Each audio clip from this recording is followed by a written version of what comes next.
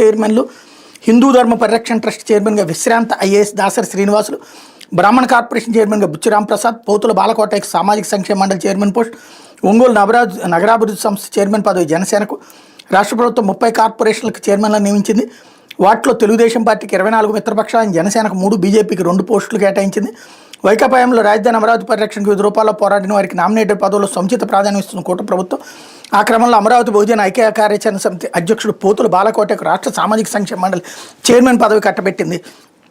జగన్ ప్రభుత్వ దమనకాండను ఆయన తీవ్రంగా ఎండగట్టారు. కీలకమైన తెలుగు సంస్కృతి అకాడమీ, హిందూ ధర్మ పరిరక్షణ ఈ 2 భారతీయ జనతా పార్టీకి ఇచ్చిందన్నటువంటి వార్తని హైలైట్ చేశారు. ఇందులో బాలకోటయ్య గారికి ఇవ్వడం చాలా ముదావహమైనటువంటిది. అట్లాగే ఇటు వీళ్ళకి, అటు నాదేళ్ల బ్రహ్మన్ చౌదరికి కమ్మ సామాజిక వర్గానికి సంబంధించినటువంటి కార్పొరేషన్ ఇవ్వడం, అలాగే నాగుల్ మీరాకి దూదేకుల సాయిబుల్కి సంబంధించినటువంటి పదవులు ఇవ్వటం, ఆ చైర్మన్ పదవి ఇవ్వడం అన్నీ కూడా మంచి పదవులే. కాకపోతే ఏంటంటే రేషియో కరెక్ట్గా ఉంది. 31 పదవుల్లో 24 తెలుగుదేశం తీసుకుంది.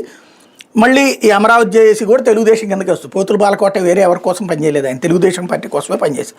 కలిపితే 25 అక్కడ 25 వాళ్ళు తీసుకున్నారు. 3 జనసేనకి, 2 బీజేపీకి, అంటే ఇద్దరికి కలిపి అందులో 30లో 5 ఇచ్చినట్టు అయింది. లేదా విడిగా చూస్తే 3%, 30లో 3% అంటే అదే 3 పోస్టులు అంటే 10%.